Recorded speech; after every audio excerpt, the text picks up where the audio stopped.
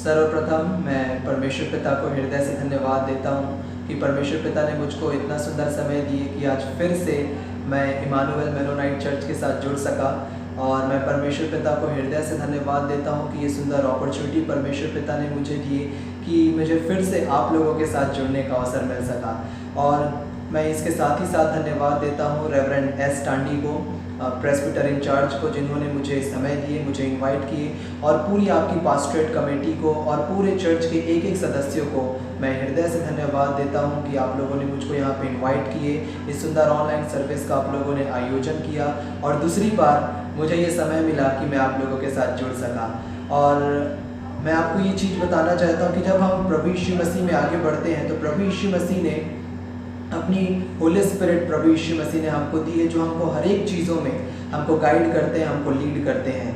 आज मैं आपको बताना चाह रहा हूँ, आज जब मैं प्रेयर करके जब मैं अपने रूम से जब मैं नीचे आ रहा था, तो जैसे ही मैं नीचे आया मैंने अपनी स्पिरिट में परमेश्वर की आवाज़ को सुना कि क्योंकि कल से मेरा सेमेस्टर एग्जामिनेशन स्टार्ट होने वाला है।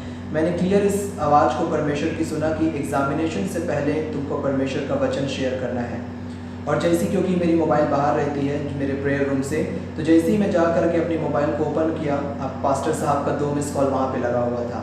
सो किस प्रकार से परमेश्वर पिता हमको लीड करते हैं। और कल से मेरा सेमेस्टर एग्जामिनेशन है और आज परमेश्वर पिता ने मुझे पहले ही परमेश्वर ने अपने मेरे मन में बोला, मैंने क्लियरली परमेश्वर की आवाज़ को सुना, you have to share the word of the Lord. और आज मैं आप लोगों के साथ यहाँ पे जुड़ा हुआ हूँ, इसके लिए मैं परमेश्वर को हृदय से धन्यवाद देता हूँ। जैसे कि पौलुस ने कुलुसियों की चर्च को पौलुस ने कहा, और मैं आप लोगों के लिए कहना चाहूँगा पूरी सिरको चर्च की कलीसिया के लिए कि भले ही आज हम फिज़िकली या हम शारीरिक तौर पर हम एक साथ गैदर नहीं हो पा रहे, हम एक साथ इकट्ठे नहीं हो पा रहे हैं, पर हम आत्मिक तौर से हम एक साथ प्रभु यीशु मसीह में एकत्रित हैं। प्रभु यीशु मसीह में मैं और आप हम जुड़े हुए हैं। जैसे पौलुस ने कहा कुलुसियों उसके 2 अध्याय को जब आप पढ़ेंगे तो आपको मिलेगा कि भले ही शरीर के भाव से मैं तुमसे दूर हूँ, पर आत्मिक भाव से मैं तुम्हारे नज़दीक हूँ, मैं तुम्हारे क्लोज हूँ। और तुम्हारे व्यवस्थित जीवन को और तुम्हारे विश्वास को प्रभु यीशु मसीह में जो मजबूत है, दृढ़ है, उसे देख करके मैं प्रसन्न होता हूँ। उसी प्रकार से मैं आपकी कलीसिया के लिए कहना चाहूँगा कि मैं आप सबके व्यवस्थित जीवन को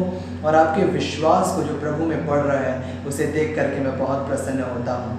आज मैं और आप हम जिस प्रेजेंट टाइम्स में हम अपने जीवन को व्यतीत कर रहे हैं, ये बहुत ही डार्क वर्ल्ड हो चुका है, क्योंकि इस संसार ने प्रभु यीशु मसीह को और प्रभु यीशु मसीह के अनुग्रह को इस संसार ने ग्रहण नहीं किया।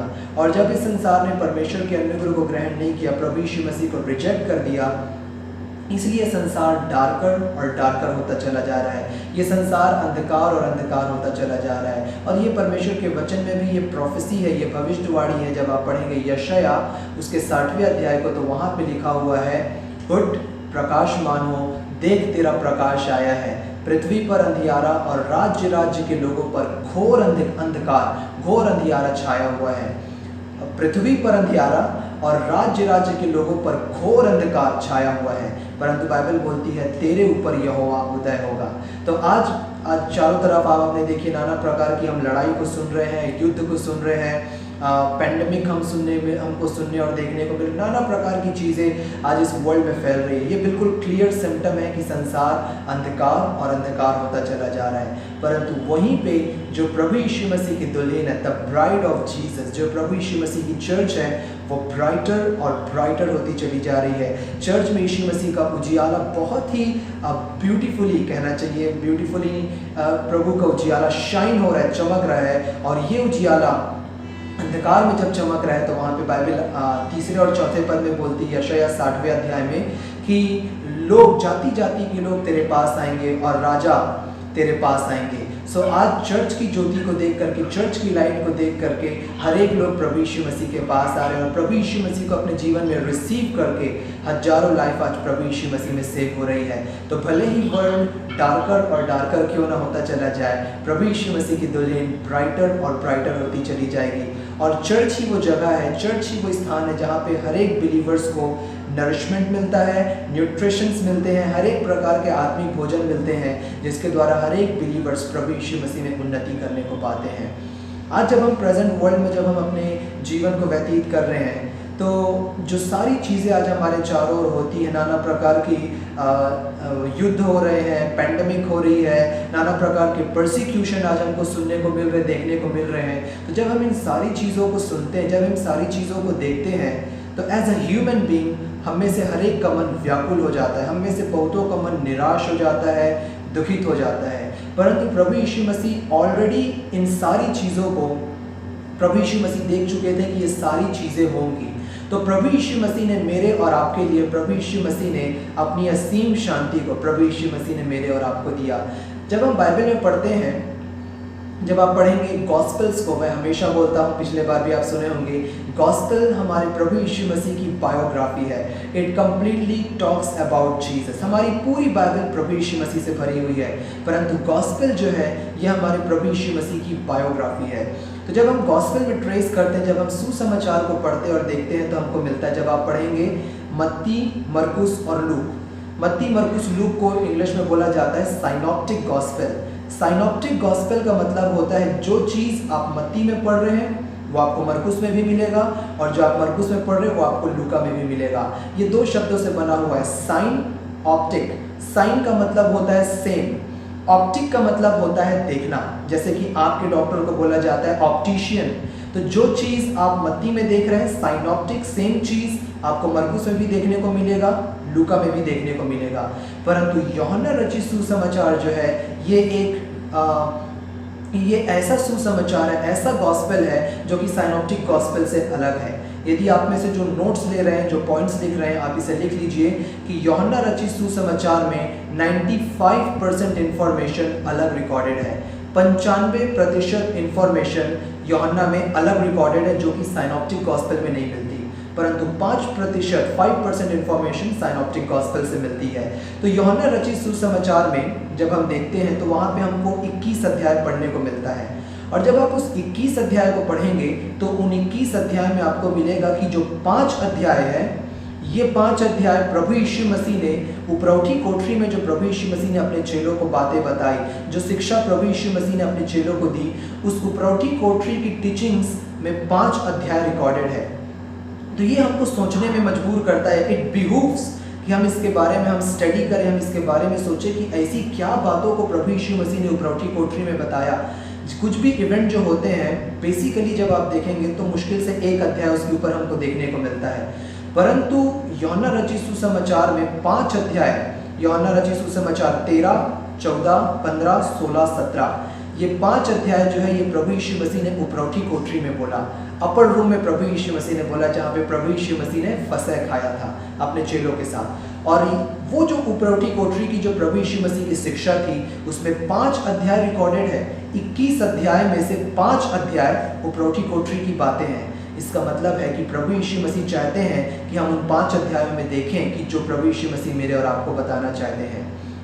जब उसे आप ट्रेस करेंगे उन 5 अध्यायों को, जो यूहन्ना 13, 14, 15, 16 और 17, ये 5 अध्याय हैं, तो आपको मिलेगा कि प्रभु यीशु मसीह ऑलरेडी, जब हमको प्रभु यीशु मसीह इस पृथ्वी पर भेजे, प्रभु यीशु मसीह बहुत अच्छे से जानते थे कि हमको किस किस प्रकार की सिचुएशंस को झेलना पड़ेगा, फेस करना पड़ेगा। तो प्रभु यीशु मसीह ने उन हर एक चीज़ों के लिए मेरे और आपको प्रभु यीशु मसीह ने इक्विप किया, हमको प्रभु यीशु मसीह ने तैयार किया। जैसे यूहन्ना 17 अध्याय में प्रभु यीशु मसीह ने बोला, प्रभु यीशु मसीह की हाई प्रीस्टली प्रेयर, जो कि मुझको बहुत ब्यूटीफुल लगती है, वहाँ पे प्रभु यीशु मसीह ने बोला, हे पिता, मैं ये नहीं कहता कि इनको इस संसार से उठा ले, पर ये कहता हूँ कि इस संसार में उस दुष्ट से इनकी रक्षा कर, क्योंकि जैसे मैं इस संसार का नहीं हूँ, वैसे वे भी, मैं और आप, हम इस संसार के नहीं हैं। ये प्रभु यीशु मसीह ने महायाजकी प्रार्थना उपरौठी कोठरी में प्रभु यीशु मसीह ने की मेरे और आपके लिए।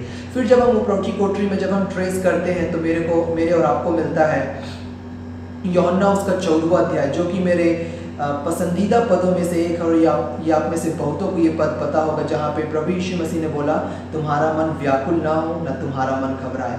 हाउ ब्यूटीफुली, कितनी ब्यूटीफुली प्रभु यीशु मसीह ने मेरे और आपको, प्रभु यीशु मसीह ने साहस दिया, प्रभु यीशु मसीह ने हिम्मत दिया अपने वर्ड्स के द्वारा, तुम्हारा मन व्याकुल ना हो, ना तुम्हारा मन घबराए। देखो, मेरे पिता के घर में रहने के बहुत से स्थान हैं, यदि ना होते तो मैं तुमसे पहले ही कह देता। और जब आप इंग्लिश में शब्द देखेंगे घर के लिए, तो वो शब्द है मैंशंस। मैंशंस, आज मैं और आप हम जिस घर में रहते हैं वो एक नॉर्मल घर रहता है, और उस घर से जो बड़ा घर होता है उसको हम बोलते हैं बंगलो, और बंगलों से भी जो बड़ा होता है उसे बोला जाता है मैंशन। आप इंटरनेट में सर्च करके देखिएगा कि मैंशन क्या होता है, और इंग्लिश बाइबल में आपको ये शब्द मिलेगा मैंशन। तो प्रभु ने कहा मेरे पिता के घर में बहुत मैंशंस हैं, और यदि नहीं होते तो मैं तुमसे कह देता। देखो मैं चाहता हूँ कि मैं तुम्हारे लिए घर तैयार करूँ, और यदि जब मैं तैयार कर लूँ तो मैं फिर आऊँगा कि तुम्हें अपने साथ लेकर के जाऊँ, कि जहाँ मैं रहूँ वहाँ तुम भी मेरे और साथ रहो। ये प्रभु यीशु मसीह ने उपरौठी कोठरी में बोला। और फिर उसके बाद जब हम उसे ट्रेस करते जाते हैं तो होली स्पिरिट की प्रॉमिस को भी, पवित्र आत्मा के वायदे को भी प्रभु यीशु मसीह ने उपरौठी कोठरी में दिया। प्रभु यीशु मसीह ने बोला कि मैं जाऊँगा तो एक सहायक मैं तुम्हारे लिए भेजूंगा जो तुम्हें हर एक बातों में तुम्हारी सहायता करेगा, अर्थात सत्य का आत्मा। होली स्पिरिट की प्रॉमिस को भी प्रभु ने उपरौठी कोठरी में दिया।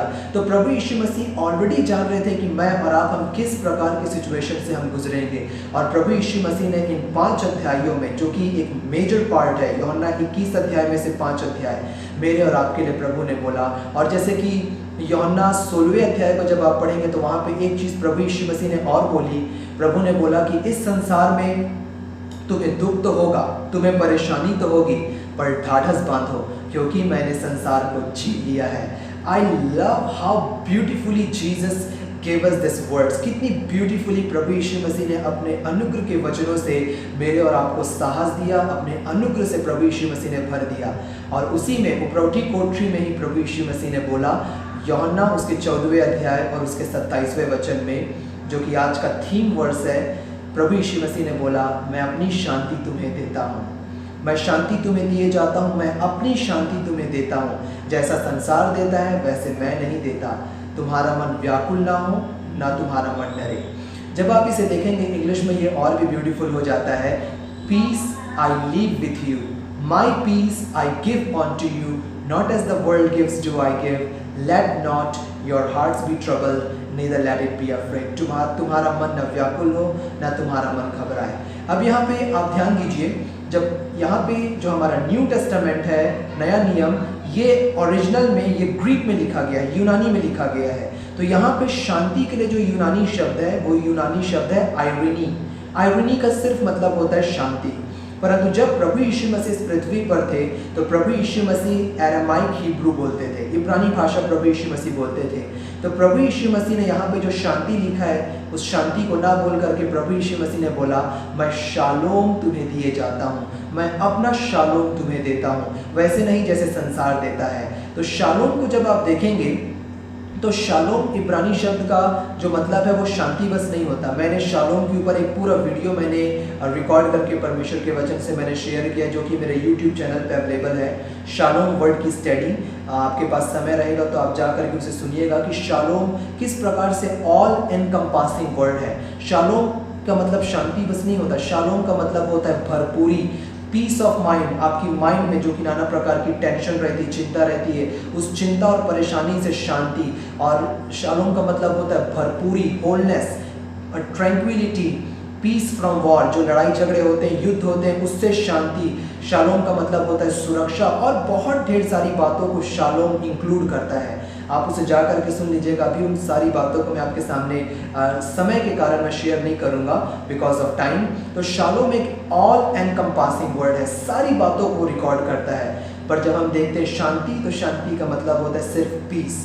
परंतु प्रभु ने बोला shalom I leave with you, my shalom I give unto you. तो ये प्रभु यीशु मसीह का शालोम है, प्रभु यीशु मसीह का पीस ऑफ माइंड है, प्रभु यीशु मसीह की सुरक्षा है, प्रभु यीशु मसीह की भरपूरी है, जो प्रभु यीशु मसीह ने मेरे और आपको दिया है।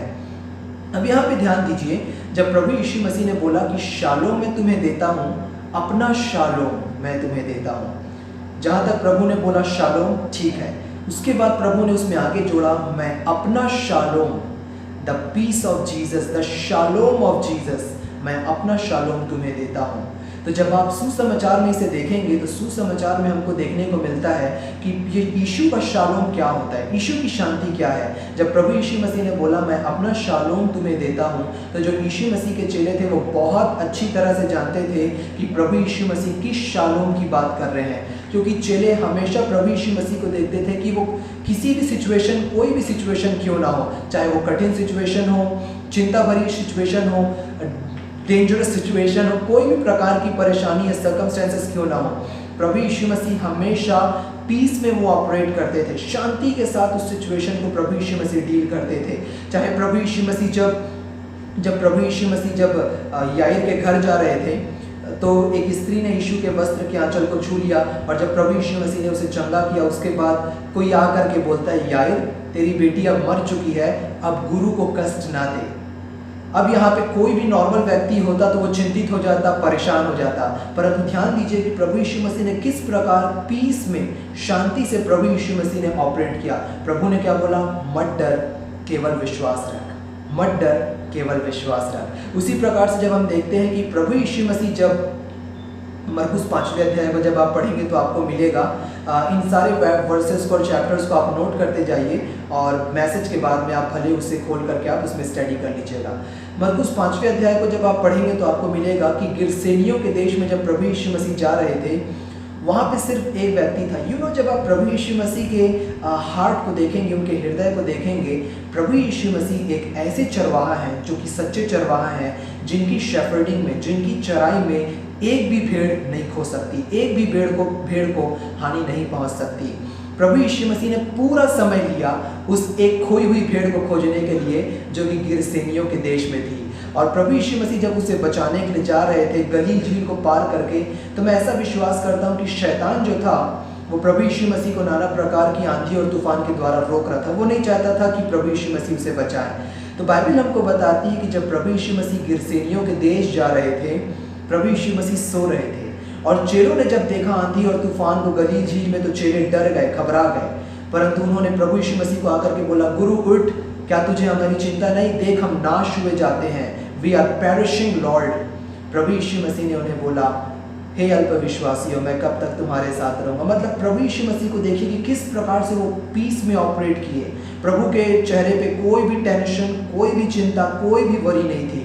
प्रभु यीशु मसीह पीस में ऑपरेट किए, और प्रिंस ऑफ पीस, शांति का राजकुमार जब खड़े होकर के अपने हाथों को उठाया, वहाँ पे गलील झील में परफेक्ट पीस था, परफेक्ट शांति गलील झील में हो गई। चेले उस शांति को जानते थे जिस शांति की बात प्रभु यीशु मसीह कर रहे थे।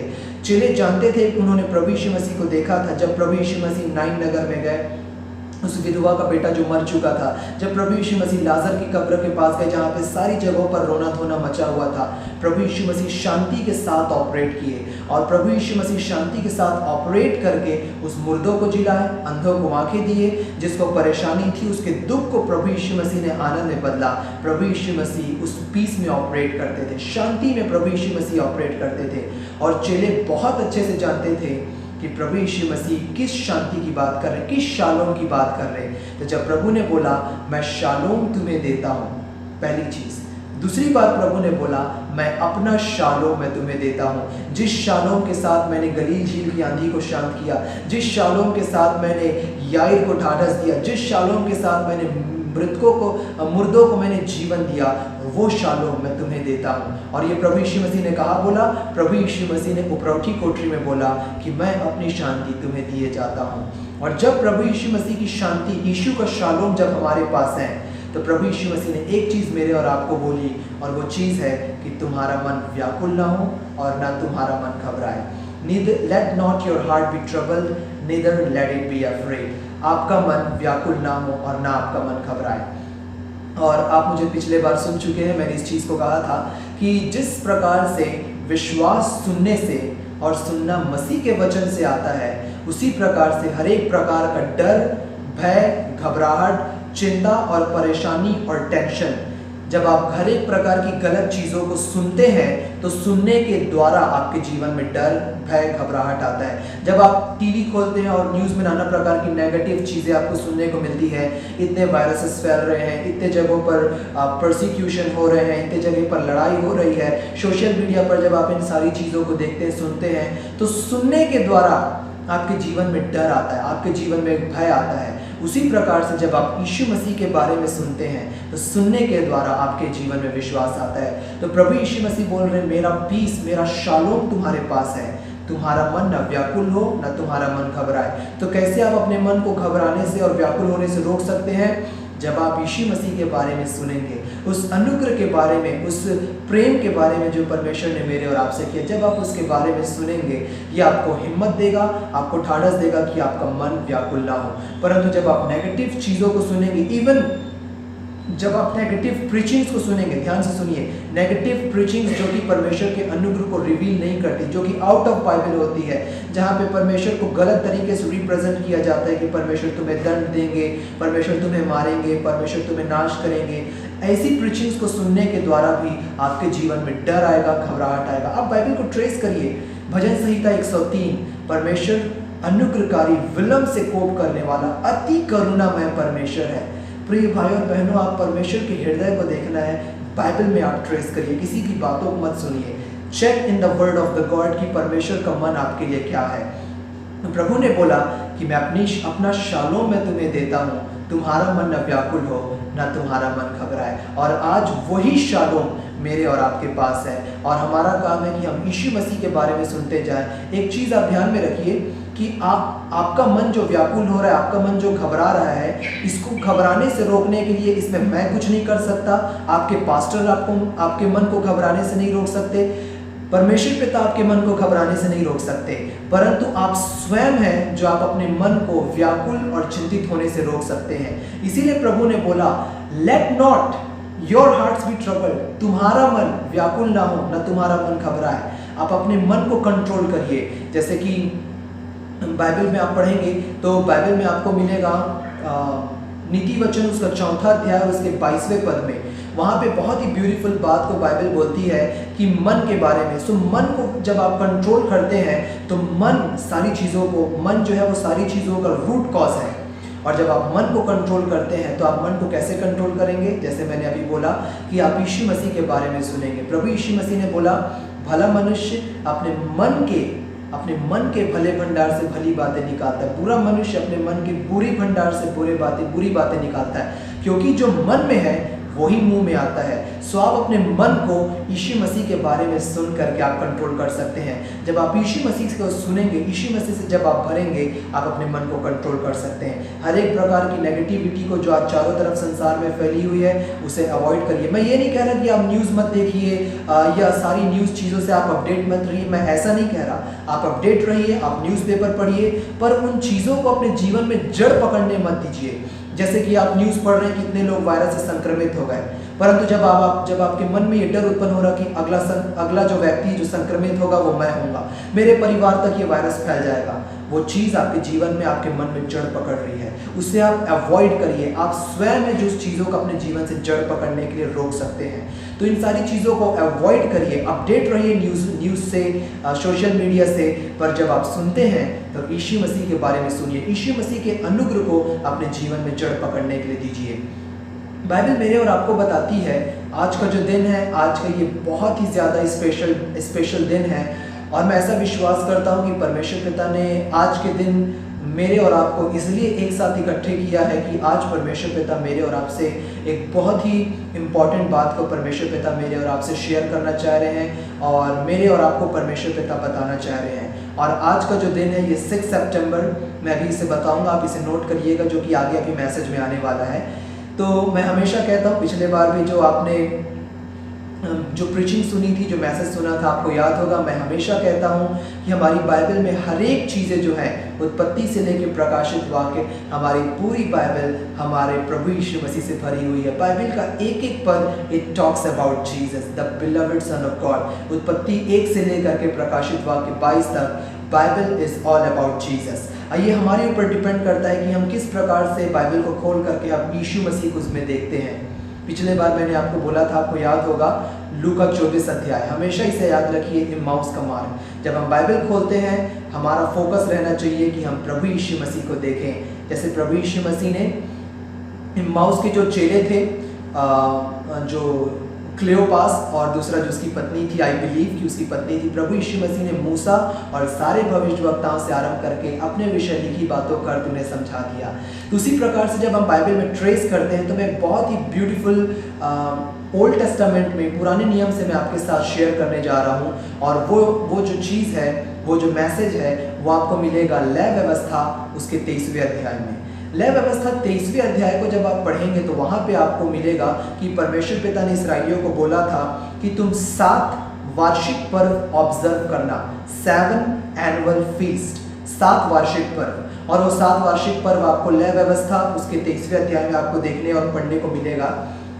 तो जो 7 वार्षिक पर्व परमेश्वर पिता ने ऑब्जर्व करने के लिए, मनाने के लिए और सेलिब्रेट करने के लिए बोला था, वो वार्षिक पर्व है, मैं आपके सामने उसे बता देता हूँ। पहला है पासओवर, और दूसरा जो है अनलेवन ब्रेड, तीसरा है फर्स्ट फ्रूट, चौथा है पेंटिकोस्ट, पांचवा जो है, मैं इसे अभी हिंदी में भी आपके सामने बोलूँगा, पांचवा जो है, चौथा जो है पेंटिकोस्ट, उसके बाद जो आता है ट्रम्पेट्स, और छठवा जो है, छठवा एटोनमेंट, और सातवां है टैबरनेकल। इसे हिंदी में है, पहला है फसह का पर्व, दूसरा है अख़मीरी रोटी का पर्व, तीसरा है कटनी का फसल जिसको हम इंग्लिश में बोलते हैं पहला फल मिलेगा, कटनी का पर्व, तीसरा है पिंतेकुस्त का पर्व, चौथा है पिंतेकुस्त का पर्व, पांचवा है नए वर्ष का पर्व जिसको इंग्लिश में बोला जाता है फीस्ट ऑफ ट्रम्पेट, क्योंकि उसमें तुरही बजाई जाती है। हिंदी बाइबल में लिखा हुआ है नए वर्ष का पर्व। और छठवा है प्रायश्चित का पर्व, जिसे प्रायश्चित का दिन लिखा हुआ है हिंदी बाइबल में, और सातवां है झोपड़ियों का पर्व। तो ये 7 वार्षिक पर्व परमेश्वर पिता ने इसराइलियों को ऑब्जर्व करने के लिए बोला था। और ये 7 वार्षिक पर्व के बारे में जब हम स्टडी करते हैं, जब हम इसके बारे में देखते हैं, तो एक्चुअली में ये 7 वार्षिक पर्व हमारे प्रभु यीशु मसीह के बारे में बताती है। हर एक बाइबल में नाम और हर एक बाइबल के नंबर का एक विशेष सिग्निफिकेंस होता है, एक विशेष महत्व होता है, और जब आप उसे पढ़ेंगे तो उसमें हमारे प्रभु यीशु मसीह के बारे में हमको इम्पोर्टेंस देखने को मिलती है। नंबर 7 जो है, नंबर 7, ये फिनिश्ड वर्क को रिप्रेजेंट करती है, ये पूरे कार्यों को रिप्रेजेंट करती है। जैसे परमेश्वर पिता ने 6 दिन परमेश्वर ने काम किया, 7वें दिन परमेश्वर पिता ने रेस्ट किया, ये फिनिश्ड वर्क को रिप्रेजेंट करता है। प्रभु यीशु मसीह, उन्होंने क्रूस पर से 6 वाणी बोली, और 7वीं वाणी में प्रभु यीशु मसीह ने वर्क को फिनिश किया, और प्रभु यीशु मसीह ने रेस्ट किया। हे पिता, मैं अपनी आत्मा तेरे हाथों में सौंपता हूँ। So number 7 is the number of finished work. ये पूरे कार्यों को नंबर 7 जो है ये रिप्रेजेंट करता है। तो यहाँ पे जो 7 वार्षिक पर्व है, 7 एनुअल फीस्ट हैं, ये 7 परफेक्शन को रिप्रेजेंट करता है, जो कि हमारे प्रभु यीशु मसीह के परफेक्शन है। तो जो पहले 4 पर्व हैं, ये 4 पर्व को प्रभु यीशु मसीह ने ऑलरेडी फिनिश कर दिया है। प्रभु यीशु मसीह ने 4 पर्वों को ऑलरेडी कंप्लीट कर दिया, जो कि है फसह का पर्व, अख़मीरी रोटी का पर्व, पहला फल जिसको हिंदी बाइबल में लिखा हुआ है कटनी का पर्व, इंग्लिश में बोला जाता है फर्स्ट फ्रूट, और चौथा है पिंतेकुस्त का पर्व, पेंटिकोस्ट का पर्व। तो ये 4 पर्व को प्रभु यीशु मसीह ने फिनिश कर दिया है, प्रभु यीशु मसीह ने कंप्लीट कर दिया है। अब आप इसे नोट करते जाइए, और सर्विस के बाद, मैसेज के बाद आप इसे बाइबल में से खोल करके आप पढ़िएगा। सबसे पहले जब आप पढ़ेंगे पहला कुरिन्थियों उसका 15वां अध्याय, पहला कुरिन्थियों उसका 5वां अध्याय और उसके 7वें पद को, पहला कुरिन्थियों 5वां अध्याय और उसके 7वें पद को आप पढ़ेंगे तो वहाँ पे आपको लिखेगा, और हमारा फसह जो मसीह है वो बलिदान हुआ है, और हमारा फसह जो मसीह है वो बलिदान हुआ है। तो प्रभु यीशु मसीह हमारे फसह के पर्व हैं। तो प्रभु यीशु मसीह ने फसह के पर्व को प्रभु यीशु मसीह ने कंप्लीट किया। दूसरा जो पर्व है वो पर्व है अख़मीरी रोटी का पर्व, और इसके लिए आपको मिलेगा यूहन्ना रचित सुसमाचार उसका 6वां अध्याय और उसका 35वां पद। यूहन्ना उसका 6वां अध्याय और उसके 35वें पद को जब आप पढ़ेंगे, वहाँ पे प्रभु यीशु मसीह ने बोला, जीवन की रोटी मैं हूँ, जो मेरे पास आएगा वो कभी न भूखा होगा, और जो मुझ पर विश्वास करेगा वो कभी प्यासा ना होगा। यूहन्ना 6:35। अख़मीरी रोटी के पर्व को, अनलेवन ब्रेड के फीस्ट को प्रभु यीशु मसीह ने फिनिश किया।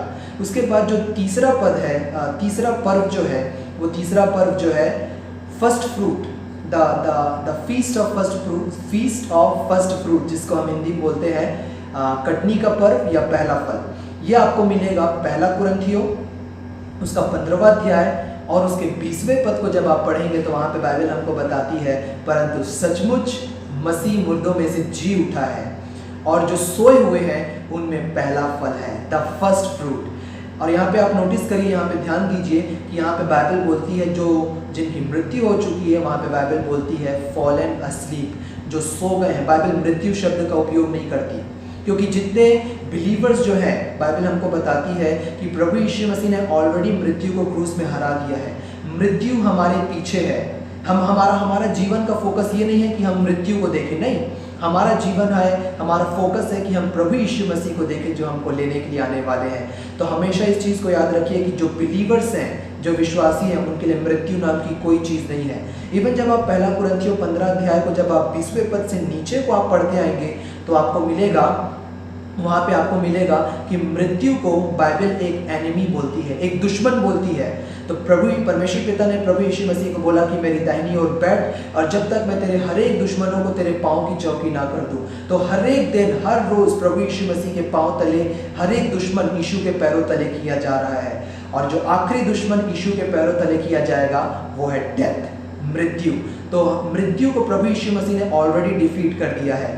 यूहन्ना 5वें अध्याय को जब आप पढ़ेंगे तो वहाँ पे प्रभु यीशु मसीह ने बोला, जो मुझ पर विश्वास करता है वो मृत्यु को पार करके अनंत जीवन में प्रवेश कर चुका है। तो आज मैं और आप, हम अनंत जीवन में हम प्रवेश कर चुके हैं। मृत्यु हमारे पीछे है। इसलिए बाइबल वहाँ पे उपयोग करती है जो सोए हुए हैं, जो फॉलन अस्लीप है। बाइबल ये नहीं बोलती कि जो मर गए हैं, नहीं, मृत्यु को ऑलरेडी प्रभु ने डिफीट कर दिया है। इसलिए बाइबल बोलती है जो सोए हुए हैं उनमें यीशु मसीह पहला फल है। तो प्रभु यीशु मसीह ने जो तीसरा पर्व है, उस तीसरे पर्व को प्रभु यीशु मसीह ने फिनिश किया, the feast of first fruit, पहले फल, जिसको हम इंग्लिश में बोलते हैं फर्स्ट फ्रूट और हिंदी में बोलते हैं कटनी का पर्व, उसको प्रभु यीशु मसीह ने फिनिश किया। और जो चौथा पर्व है वो है पिन्तेकुस्त का पर्व, और ये आप सबको पता होगा। प्रभु यीशु मसीह ने कहा मेरा जाना ज़रूरी है, क्योंकि जब मैं जाऊंगा तो वो सहायक तुम्हारे लिए आएगा। प्रेरितों के काम उसका 2 अध्याय 1 पद से लेकर के 4 पद तक। यहाँ जब आप पढ़ेंगे तो आपको मिलेगा कि जब प्रभु यीशु मसीह का स्वर्गारोहण हुआ, प्रभु यीशु मसीह का असेंशन हुआ, पवित्र आत्मा पेंटिकोस्ट का दिन जब पूरी तरह से आ गया, परमेश्वर पिता ने पवित्र आत्मा को दिया। और जब पवित्र आत्मा को परमेश्वर पिता ने दिया, 3000 लोग प्रभु यीशु मसीह में सेव हो गए, प्रभु यीशु मसीह में बचा लिए गए। तो बाइबल मेरे और आपको बताती है, ये बाइबल मेरे और आपको क्लियर बताती है कि प्रभु यीशु मसीह ने चारों फीस्ट को प्रभु यीशु मसीह ने फिनिश कर दिया है। अब जो 5वां फीस्ट है, जो कि इंग्लिश में इसे बोला जाता है feast of trumpets, feast of trumpets, और हिंदी में लिखा हुआ है नए वर्ष का पर्व। ये 5वें वर्ष की ओर हमारी आंखें लगी हुई है, क्योंकि ये जो है इसे अब प्रभु यीशु मसीह पूरा करने वाले हैं। क्योंकि आज का जो दिन है जो मैं आप सबको बताना चाह रहा हूँ, ये जूविश लोगों का, यहूदी लोगों का ये नए वर्ष का पर्व है, जिसको इब्रानी में बोला जाता है रोश हसाना।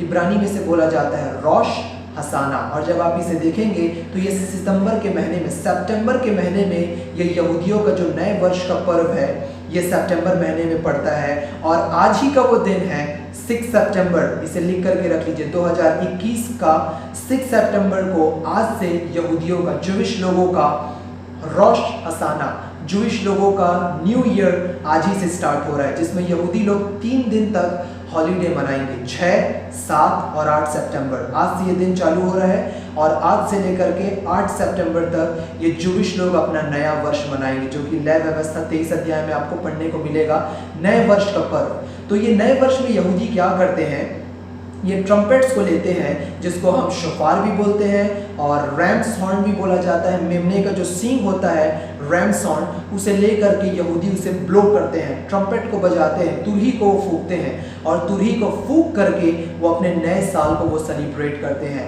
तो रोश हसाना, जो कि इब्रानी में से बोला जाता है, ये आज ही से स्टार्ट हो रहा है। तो मैंने आपको स्टार्टिंग में बोला था कि आज मैं और आप हम इकट्ठे हुए, ये कोई बाई चांस हम इकट्ठे नहीं हुए हैं। परमेश्वर पिता ने मेरे और आपको गैदर किया, क्योंकि आज का दिन बहुत स्पेशल दिन है। और ये यहूदी लोगों के साथ ही साथ मेरे और आपके लिए भी ये जो पर्व है, ये जो फीस्ट है, द फीस्ट ऑफ ट्रम्पेट, नए वर्ष का पर्व जो है, मेरे और आपके लिए ये एक बहुत इंपॉर्टेंस रखता है। मेरे और आपके लिए बहुत ज़्यादा महत्वपूर्ण ये पर्व है, क्योंकि बाइबल मेरे और आपको बताती है ये 4 पर्व जो है, अखमीरी फसह का पर्व, अखमीरी रोटी का पर्व, कटनी का पर्व और पेंटिकोस्ट का पर्व, इसे प्रभु यीशु मसीह फिनिश कर दिए हैं। अब जो 5वां पर्व जो है, जिसे प्रभु यीशु मसीह अब पूरा करने वाले हैं, वो पर्व है जूविश लोगों का जो नए ईयर वो सेलिब्रेट कर रहे हैं, और मेरे और आपके लिए ये कहलाएगा नए वर्ष का पर्व या फीस्ट ऑफ ट्रम्पेट। तुरहियों का पर्व, मैं इसे यदि कहूँ लिटरली, इसे दूसरे शब्दों में कहूँ तो तुरहियों का पर्व, इसे अब प्रभु यीशु मसीह पूरा करने वाले हैं। तो इसमें मेरे और आपके लिए क्या इंपॉर्टेंस है? जब मैं और आप, जब हम परमेश्वर के वचन में देखते हैं तो मेरे और आपको पढ़ने को मिलता है। जब आप पढ़ेंगे पहला थिस्सलुनीकियों उसका 4 अध्याय और उसका 16 और 17 18 को आप पूरा लिख लीजिए, इसे आराम से आप पढ़िएगा। ये मेरे और आपकी धन्य आशा है, हमारी ब्लेसेड होप है, जहाँ पे बाइबल बोलती है कि प्रभु आप स्वर्ग से उतरेगा, उस समय में प्रधान दूत की ललकार होगी और परमेश्वर की तुरही फूकी जाएगी, परमेश्वर की तुरही फूकी जाएगी, और जो प्रभु में मर गए हैं वो पहले जी उठेंगे। तब हम जो जीवित हैं और बचे रहेंगे, हम एक साथ बादलों पर उठाए जाएंगे कि हम बादलों पर अपने प्रभु से मिले, और इस रीति से हम सदा अपने प्रभु के साथ रहेंगे। पहला थिस्सलुनीकियों 4 अध्याय 16 17 18, इसे आप लिख लीजिए और इसे आप बाद में आप पढ़ लीजिएगा। तो यहाँ पे बाइबल हमको बताती है प्रधान दूत की ललकार होगी और परमेश्वर की तुरही फूकी जाएगी। तो ये बाइबल मेरे और आपको बताती है रैप्चर के बारे में। रैप्चर जो है ये हमारी धन्य आशा है। जब हम इन सारी चीज़ों को, जो आज हमारे चारों ओर हो रही, हमारे चारों ओर हमको सुनने को मिलती है, देखने को मिलती है, तो बहुत से लोग इसे सुन करके घबरा जाते हैं, भयभीत हो जाते हैं। Of course as a human being हमारे अंदर एक डर उत्पन्न हो जाता है, भय उत्पन्न हो जाता है, ये नेचुरल है। परंतु जब हम इन सारी चीज़ों को देखते हैं तो हमारे लिए एक तरह से आत्मिक तौर पर ये खुशी की बात है, क्योंकि हमारा उद्धारकर्ता मेरे और आपको लेने के लिए आने वाला है। जब आप पढ़ेंगे लूका रचित सुसमाचार उसका 21वां अध्याय और उसके 28वें पद को, लूका 21 और उसके 28वें पद को, तो वहाँ पे प्रभु यीशु मसीह ने बोला द वर्ड्स ऑफ जीसस, जब तुम इन सारी चीज़ों को होते हुए देखो, जब तुम इन सारी चीज़ों को होते हुए देखो तो सीधे होना और अपना सिर ऊपर करके देखना कि तुम्हारा छुटकारा निकट आ पहुंचा है। तुम सीधे होना और अपनी आंखें ऊपर करना, अपना सिर ऊपर करना, क्योंकि तुम्हारा छुटकारा निकट आ पहुंचा है। तुम्हारा छुटकारा, योर रिडेम्पशन इज क्लोज। अब यहाँ पे जो छुटकारे की बात प्रभु यीशु मसीह कर रहे हैं, ये हमारी स्पिरिचुअल रिडेम्पशन की बात नहीं है। देखिए, इसे ध्यान से समझिए। जब प्रभु यीशु मसीह ने क्रूस में हर एक वर्क को फिनिश किए, प्रभु यीशु मसीह ने हर एक ब्लेसिंग्स मेरे और आपको प्रभु यीशु मसीह ने प्रोवाइड कर दी थी। प्रभु यीशु मसीह ने, चाहे वो पापों की क्षमा हो, धार्मिकता का दान हो, अनंत जीवन हो, और हर एक ब्लेसिंग्स प्रभु यीशु मसीह ने मेरे और आपको दे दी है। आज मेरे और आपके पास हर एक ब्लेसिंग्स है, सिर्फ एक आशीष को छोड़ करके जो आज मेरे और आपके पास नहीं है, और वो आशीष है एक महिमामय शरीर। एक महिमामय शरीर मेरे और आपके पास नहीं है। तो जो प्रभु यीशु मसीह आएंगे तो सबसे पहली चीज़ जो प्रभु यीशु मसीह करेंगे, हमारी इस नाशमान देह को प्रभु यीशु मसीह अपनी अविनाशी देह में प्रभु यीशु मसीह बदल देंगे। जब आप पढ़ेंगे पहला कुरिन्थियों उसका 15वां अध्याय और उसके 51 पद से नीचे को जब आप पढ़ेंगे तो आपको मिलेगा कि वहाँ पे लिखा हुआ है कि मांस और लहू, फ्लैश एंड ब्लड, मांस और लहू स्वर्ग के राज्य में प्रवेश नहीं कर सकता। इसलिए इस नाशमान देह को अविनाशी देह में बदलना बहुत ज़्यादा ज़रूरी है। तो बाइबल वहाँ पे बोलती है, और पलक मारते ही, इन अ ट्विंकलिंग ऑफ एन आई, हमारी ये जो नाशमान देह है ये प्रभु यीशु मसीह की अविनाशी देह में बदल जाएगी। मेरी आंखों को देखिए आप, सब कोई आप मेरी आंखों को देखिए, just in a twinkling of an eye, ये एक एटॉमिक सेकेंड्स है। एटॉमिक सेकेंड में, ट्विंकलिंग ऑफ एन आई, पलक मारते ही मेरी और आपकी ये जो नाशमान देह है ये प्रभु यीशु मसीह की अविनाशी देह में बदल जाएगी। तो रैप्चर ये कुछ और नहीं है, परंतु ये एक ब्लेसिंग है कि जब हम अपनी महिमामय शरीर को अपने प्रभु यीशु मसीह से हम रिसीव करेंगे। तो आज हमारी जो निगाहें हैं, हमारी जो आंखें हैं, वो उस 5वें फसह के उस 5वें वार्षिक पर्व की ओर लगी हुई है, जो कि तुरहियों का पर्व है, फीस्ट ऑफ ट्रम्पेट है, जिसमें हमारे प्रभु यीशु मसीह हमको लेने के लिए आने वाले हैं। फिलिपियों 3 अध्याय को भी जब आप पढ़ेंगे तो वहाँ पे आपको मिलेगा कि जब प्रभु यीशु मसीह आएंगे तो प्रभु यीशु मसीह हमारी वायल बॉडीज को, हमारी नाशमान देह को हमारी अविनाशी दशा में प्रभु यीशु मसीह बदल देंगे। वहाँ पे लिखा हुआ है कि हमारी जो नागरिकता है वो स्वर्ग की नागरिकता है। We are, our citizenship is of heaven, we belongs to the God most high. हम परमेश्वर के प्यारे बेटे और परमेश्वर की प्यारी बेटियां हैं। तो प्रभु यीशु मसीह मेरे और आपको लेने के लिए आने वाले हैं। तो जब हम इन सारी चीज़ों को सुनते हैं, देखिए जब तक हम इस संसार में हैं, प्रभु यीशु मसीह ने हमारी बहुत ज़्यादा चिंता की। जब प्रभु यीशु मसीह हमको छोड़ करके गए, इन द सेंस कि प्रभु यीशु मसीह इस पृथ्वी को छोड़ करके गए और अपनी आत्मा को, अपनी होली स्पिरिट को प्रभु ने मेरे और आपको दिया, तो एक चीज़ जो प्रभु यीशु मसीह के बहुत क्लोज थी, उनके हृदय के नज़दीक थी, वो मैं और आप हैं। वो प्रभु यीशु मसीह की भेड़ें हैं। इसलिए प्रभु यीशु मसीह 3 बार पतरस से प्रभु यीशु मसीह पूछे, पतरस क्या तुम मुझसे प्रेम करता है?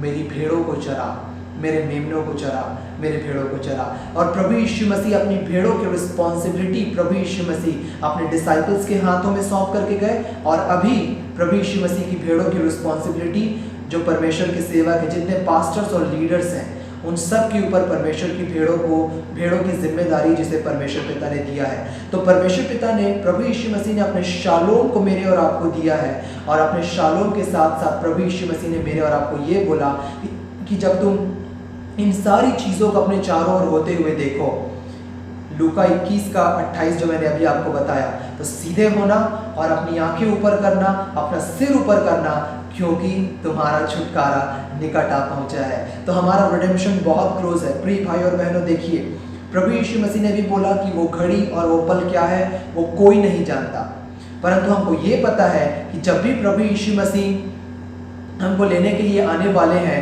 रियली मैं और आप हम एक साथ पहुंचेंगे। अब प्रिय भाई और बहनों, यहाँ पे ध्यान दीजिए और इसे बहुत ध्यान से समझिए कि जब रैप्चर की बात आती है तो बहुत से भाई बहन डर जाते हैं, घबरा जाते हैं, भयभीत हो जाते हैं कि क्या मैं प्रभु के साथ ऊपर जाऊंगा, क्या मैं प्रभु के साथ मेरा स्वर्गारोहण होगा।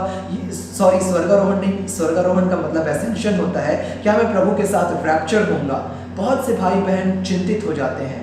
मैं आपको बताना चाहता हूँ बाइबल इसका क्वालिफिकेशन क्या मेरे और आपको बताती है। बाइबल ये नहीं बोलती कि जो बहुत धर्मी है, जिनका अच्छा जीवन है, जिनका अच्छा जो सही जीवन जीते, जिनका सही चाल चलन है, वे ही उठाए जाएंगे। नहीं, बाइबल इसका क्वालिफिकेशन मेरे और आपको बताती। जब आप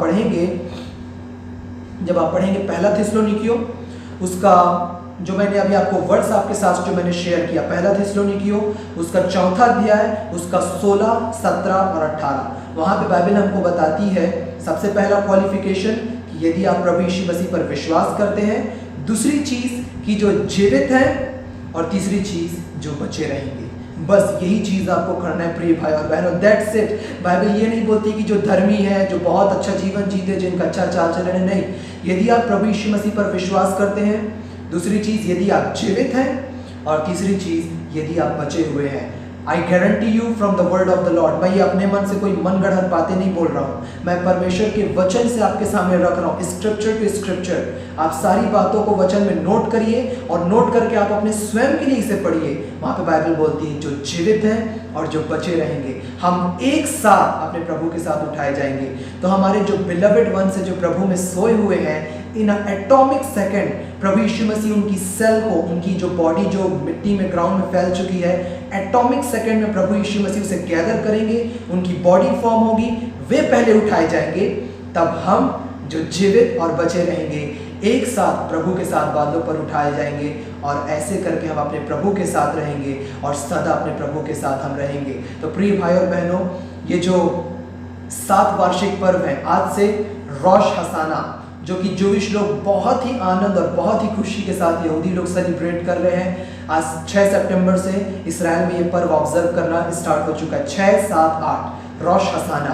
और उसी प्रकार मेरे और आपके लिए खुशी की बात है कि हमारी निगाहें भी उस फीस्ट ऑफ ट्रम्पेट की ओर, हमारी भी आंखें उस रोश हसाना की ओर, जो हमारा उद्धार करता हमारे लिए तुरही बजाने वाला है, और प्रधान दूत की ललकार और परमेश्वर की तुरही फूकी जाएगी, तब हम अपने प्रभु के साथ उठाए जाएंगे। तो हमारी निगाहें जो चारों तरफ सर्कमस्टेंसेस है उसमें नहीं होनी चाहिए, हमारी निगाहें उस हमारी धन्य आशा की ओर होनी चाहिए, जो हमारे प्रभु यीशु मसीह मेरे और आपको लेने के लिए आने वाले हैं। तो इस चीज़ में आप हमेशा फोकस रहिए प्रिय भाई और बहनों, और जब तक हम इस पृथ्वी पर हैं किसी प्रकार से डरने की चिंता नहीं, क्योंकि प्रभु ने अपनी प्रोटेक्शन मेरे और आपको दी है।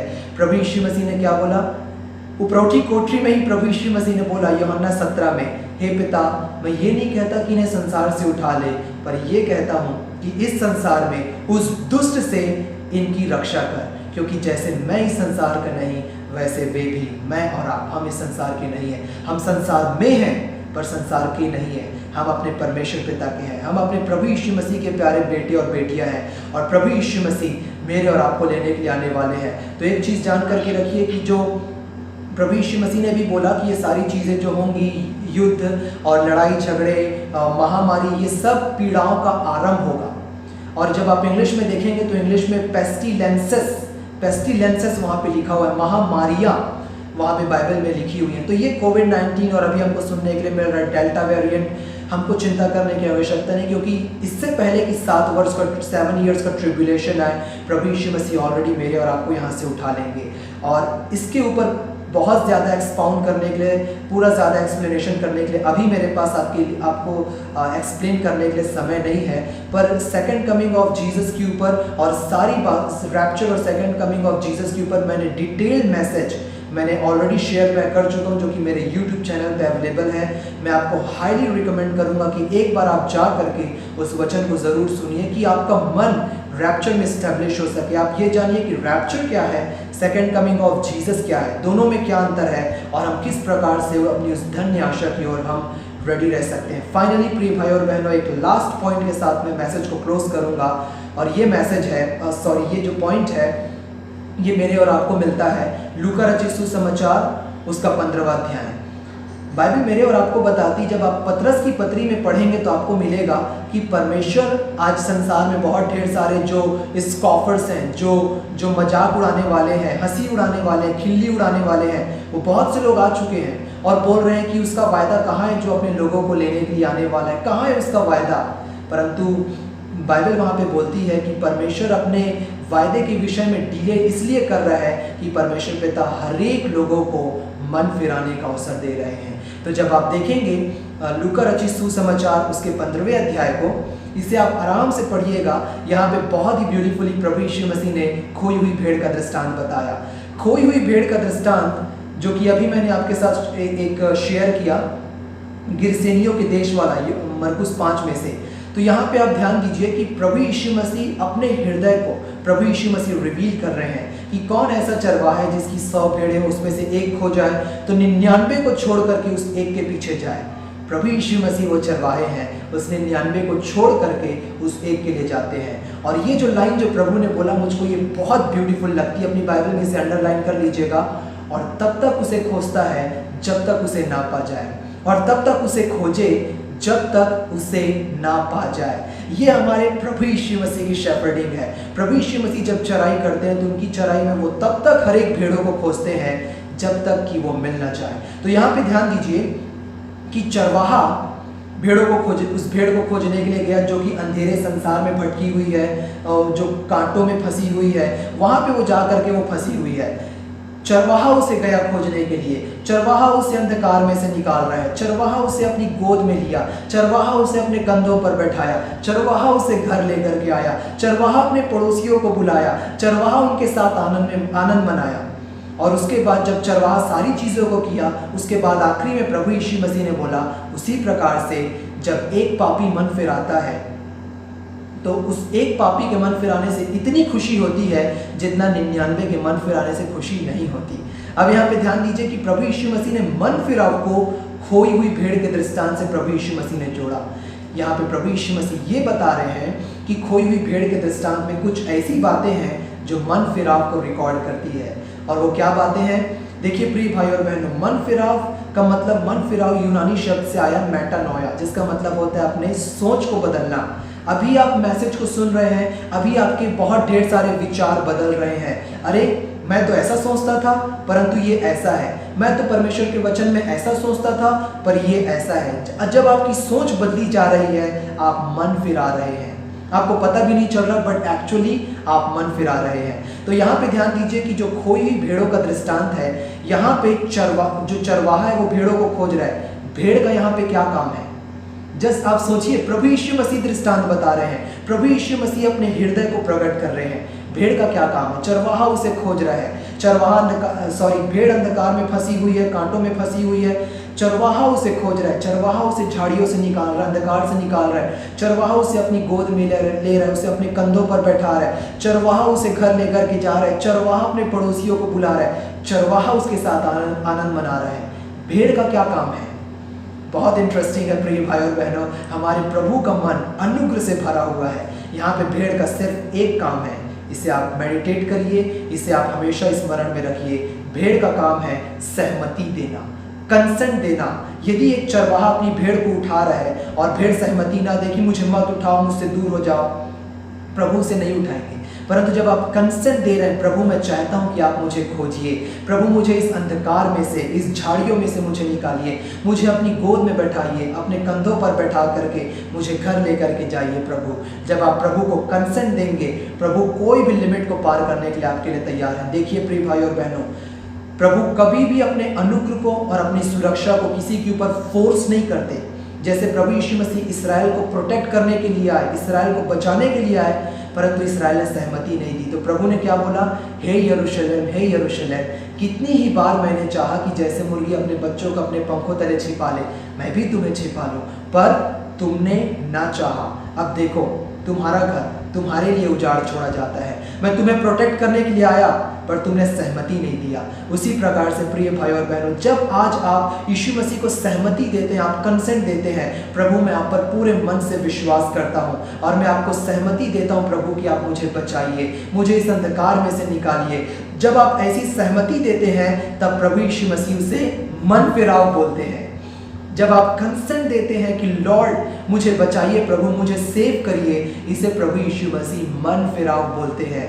ये बाइबल में आप इसे पढ़िए, लूका रचित सुसमाचार उसके 15वें अध्याय में। तो प्रिय भाई और बहनों, प्रभु ने सारे वर्क को फिनिश कर दिया है और सारी वर्क को प्रभु यीशु मसीह ने कंप्लीट कर दिया है। हमारा काम है उस पूरे कार्यों पर विश्वास करना, प्रभु यीशु मसीह पर विश्वास करना और प्रभु यीशु मसीह को कंसेंट देना कि प्रभु हमको प्रोटेक्ट करिए, हमारी अगुवाई करिए, हमको सुरक्षित रखिए प्रभु, और हमारी आंखें इस धन्य आशा की ओर हमेशा लगी हुई होनी चाहिए। हमको नहीं पता कि प्रभु कब आ रहे हैं, पर यह डेफिनेटली पता है, 100% पता है कि जब भी प्रभु आ रहे हैं, मैं और आप, हम सब एक साथ, आप मुझे भी देखेंगे, मैं आपको भी देखूंगा कि हम सब एक साथ प्रभु के साथ उठाए जाएंगे। इस रीति से हम अपने प्रभु से बादलों पर मिलेंगे और अपने प्रभु के साथ सदा रहेंगे। पर जब तक हम इस पृथ्वी पर हैं, उस प्रभु के शालोम को अपने जीवन में आप रिसीव करिए। तो प्रिय भाई और बहनों, आप में से जितने आज इस सर्विस में जुड़े हुए हैं, आप में से जितने इस मैसेज को सुन रहे हैं, मैं आपको बताना चाहता हूं कि आप बाई चांस या धोखे के साथ आप इस वचन को नहीं सुन रहे हैं। आप जहां कहीं से भी सुन रहे हैं, परमेश्वर की प्रेजेंस, होली स्पिरिट की प्रेजेंस उस जगह पर है, उस स्थान पे बनी हुई है, और प्रभु ने आपको लीड किया है कि आज की इस मैसेज को आप सुने। तो आप में से जितने भाई बहन, आप में से जितने लोग अभी तक आपने प्रभु यीशु मसीह को अपने जीवन में as your personal Lord and as your personal saviour receive नहीं किया है, और आज आप चाहते हैं कि मैं यीशु को अपने जीवन में ग्रहण करूं, वो जो 3 क्वालिफिकेशन है, विश्वास करना, जीवित रहना और बचे रहना। तो यदि आज आप चाह रहे हैं कि अर्पित, मैं चाहता हूं कि यीशु मसीह को मैं अपने जीवन में ग्रहण करूं, यीशु मसीह को मैं अपना जीवन दूं, उस उद्धारकर्ता पर मैं विश्वास करके उस शालोम को, यीशु के शालोम को अपने जीवन में रिसीव करूं, तो मैं हर एक लोगों को चाहूँगा, आप में से हर एक लोगों को, कि आप में से हर एक लोग मेरे साथ इस प्रेयर को करें और इस प्रेयर को करके यीशु मसीह को अपने जीवन में as your personal Lord and as your personal अपने जीवन में ग्रहण करें और प्रभु की ब्लेसिंग को अपने जीवन में पाएं। मेरे पीछे आप प्रेयर करिए और प्रभु को अपने जीवन में रिसीव करिए। प्यारे पिता परमेश्वर, मैं आपको हृदय से धन्यवाद देता हूँ कि आपने मुझसे ऐसा प्रेम किए कि आपने मेरे लिए अपने प्यारे बेटे प्रभु यीशु मसीह को दे दिए। मैं धन्यवाद देता हूँ प्यारे पिता कि प्रभु यीशु मसीह मेरे पापों के लिए बलिदान हुए, परंतु मेरे धर्मी ठहरने के लिए मृतकों के बंधन में से जी उठे। मैं धन्यवाद देता हूँ प्यारे पिता, प्यारे अब्बा पिता, कि अब मैं आपका प्यारा बेटा और अब मैं आपकी प्यारी बेटी हूँ। प्यारे पिता, मैं धन्यवाद देता हूँ कि आपने मुझे ये जो जीवन दिया है, ये विक्ट्री का जीवन है, ये अनंत जीवन है प्यारे पिता, जो प्रभु यीशु मसीह ने आपने मुझे दिया है। मैं आपको धन्यवाद देता हूँ प्यारे पिता आपके महान प्रेम के लिए। और प्यारे पिता, मैं अभी इसी वक्त यीशु मसीह, मैं आपकी शालोम को अपने जीवन में, अपने परिवार में मैं रिसीव करता हूँ। यीशु मसीह मेरे प्रभु और मेरे उद्धार करता है आज से युगानुयुग के लिए। धन्यवाद प्यारे पिता आपके प्रेम के लिए, धन्यवाद प्रभु यीशु मसीह आपके अनुग्रह के लिए और आपके क्रूस पर पूरे कार्यों के लिए। प्रभु यीशु मसीह के नाम से मांगते हैं, आमीन आमीन आमीन। यदि आपने ये प्रेयर की है तो अब आप एक बॉर्न अगेन बिलीवर हैं। अब आप प्रभु यीशु मसीह में एक बॉर्न अगेन बिलीवर हैं। अब आप वही करिए जो मैं हमेशा कहता हूँ, रोमियो 5 और उसका 17, प्रभु यीशु मसीह से बहुतायत का अनुग्रह और धार्मिकता का वरदान को रिसीव करके जीवन में राज्य करिए और प्रभु यीशु मसीह के नाम ऊंचा करिए। आप यीशु की ज्योति है। यशायाह 60, यहोवा का तेज आपके ऊपर उदय हुआ है। अब आप यीशु मसीह की ज्योति हैं। इस अंधेरे संसार में यीशु मसीह के लिए शाइन करिए, यीशु मसीह के लिए चमके और प्रभु यीशु मसीह के नाम की महिमा आप में से हर एक के द्वारा हो। परमेश्वर पिता आप में से हर एक को ब्लेस करे। हर एक प्रकार के कोविड-19 के वायरस से आने वाला जो डेल्टा वेरिएंट है, जो थर्ड वेव है, हर एक खतरों से परमेश्वर पिता आपकी और आपकी फैमिली को प्रोटेक्ट करे। परमेश्वर पिता अपने मुख का प्रकाश आपके ऊपर चमकाए, हमेशा आपके और आपके फैमिली के ऊपर अनुग्रहकारी रहे और खास करके परमेश्वर पिता आपको आशीष देवे कि आप प्रभु यीशु मसीह के ज्ञान में, प्रभु यीशु मसीह की पहचान में आगे बढ़ते चले जाएं, कि आपका विश्वास हमेशा प्रभु यीशु मसीह में मजबूत रहे, दृढ़ रहे और अटल रहे। May God bless you all. Shalom and thank you very much.